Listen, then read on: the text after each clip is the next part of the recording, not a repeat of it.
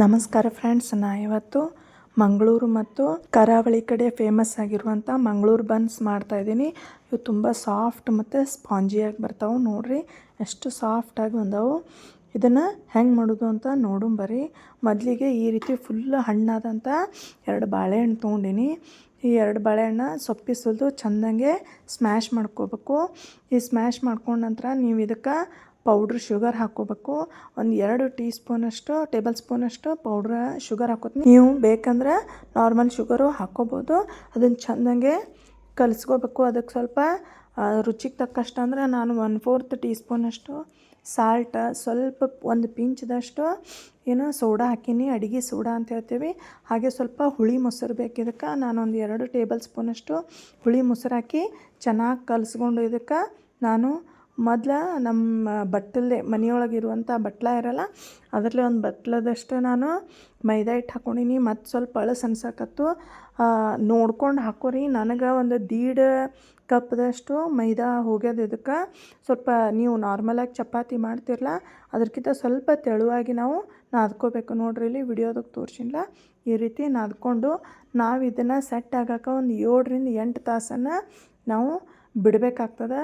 ಅದಾದಮೇಲೆ ಈ ಕಡೆ ಎಣ್ಣೆ ಕಾಸೋಕೆ ಇಟ್ಕೊಂಡೀನಿ. ಈ ಸೈಡ್ ಏನು ಮಾಡೋದು, ಅದು 7-8 ತಾಸು ಆದಮೇಲೆ ಅದನ್ನು ಚೆನ್ನಾಗಿ ಸ್ವಲ್ಪ ಮಿದ್ಕೊಂಡು ಅದರಲ್ಲೇ ಉಳ್ಳಿ ಮಾಡಿಕೊಂಡು ನಾವು ಇಷ್ಟಿಷ್ಟೇ ಪೂರಿ ಥರ ಸ್ವಲ್ಪ ದಪ್ಪಾಗಿಯೇ ಲಟ್ಸ್ಕೋಬೇಕು. ತೆಳ್ಳಗಿದ್ರೆ ಅವು ಚೆನ್ನಾಗಿ ಬರಲ್ಲ. ನೀವು ಎಷ್ಟು ದಪ್ಪ ಎಷ್ಟು ಚೆಂದ ಅಷ್ಟೇ ಸಣ್ಣ ಸಣ್ಣ ಮಾಡಿದಷ್ಟೇ ಚೆಂದಂಗೆ ಉಬ್ಬಿ ಮತ್ತು ಸಾಫ್ಟಾಗಿ ಬರ್ತಾವೆ. ನಾನು ನೋಡಿರಿ ಹೆಂಗೆ ಮಾಡಾಕತ್ತೀನಿ. ಈ ರೀತಿಯಾಗಿ ನೀವು ಇಷ್ಟು ದಪ್ಪವಾಗಿ ನೀವು ಮಾಡಿಕೊಂಡು ಎಣ್ಣೆಯಾಗ ಸ್ವಲ್ಪ ಕಾಯ್ದಂಥ ಎಣ್ಣೆ ಒಳಗೆ ಬಿಟ್ಟು ಆಮೇಲೆ ಮೀಡಿಯಮ್ ಟು ಲೋ ಫ್ಲೇಮ್ ಇಟ್ಟೆ ನಾವು ಚೆನ್ನಾಗಿ 2 ಕಡೆ ಬೇಯಿಸ್ಕೋಬೇಕು. ಈ ರೀತಿ ಎಣ್ಣೆ ಸ್ಪ್ಲ್ಯಾಶ್ ಮಾಡೋದ್ರಿಂದ ಚೆನ್ನಾಗೆ ಉಬ್ಬುತ್ತದೆ. ಸ್ವಲ್ಪ ಪ್ರೆಸ್ ಮಾಡಿ ನಾವು ಚೆನ್ನಾಗಿ ಫುಲ್ ಆರಾಮಾಗಿ ಸ್ಲೋ ಆಗಿ ಬೇಯಿಸ್ಕೋಬೇಕು 2 ಸೈಡ. ಅಂದರೆ ಇದು ಒಳಗೆಲ್ಲ ಚೆನ್ನಾಗಿ ಉಬ್ಬಿ ಬಂದದ. ನೋಡಿರಿ ಎಷ್ಟು ಚಂದ ಉಬ್ಬಿ ಬಂದದ. ಇದು ಪೂರಿನೇ ಬನ್ನಿ ಅಂತ ಹೇಳ್ಬೋದು. ಇದು ಸ್ವಲ್ಪ ಸ್ವೀಟಾಗಿರ್ತದೆ. ನೋಡಿರಿ, ಇದೇ ಥರ ನಾನು ಇನ್ನೊಂದನ್ನು ಮಾಡ್ಕೊಂಡು ತೋರಿಸ್ತೀನಿ.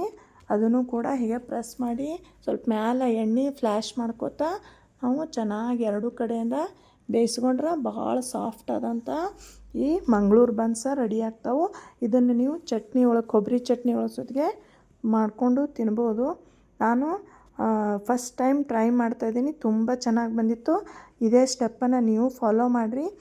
ನೀವು ಮನೆಯಲ್ಲಿ ಈ ರೆಸಿಪಿ ಟ್ರೈ ಮಾಡಿ ಹೇಗೆ ಬಂತು ಅಂತ ನನಗೆ ಕಮೆಂಟಲ್ಲಿ ತಿಳಿಸ್ರಿ. ನೋಡಿರಿ ಎಷ್ಟು ಸಾಫ್ಟಾಗಿ ಸ್ಪಾಂಜಿಯಾಗಿ ಎಷ್ಟು ಚೆನ್ನಾಗಿ ಬಂದದ್ದು ನೋಡಿರಿ. ಹಾಗೆ ಈ ವಿಡಿಯೋ ಇಷ್ಟ ಆದರೆ ಒಂದು ಲೈಕ್ ಮಾಡಿ, ಶೇರ್ ಮಾಡಿ, ಹಾಗೆ ನನ್ನ ಚಾನಲನ್ನು ಸಬ್ಸ್ಕ್ರೈಬ್ ಮಾಡೋದನ್ನು ಮರಿಬೇಡಿ ಅಂತ ಹೇಳ್ತಾ ಥ್ಯಾಂಕ್ಸ್ ಫಾರ್ ವಾಚಿಂಗ್.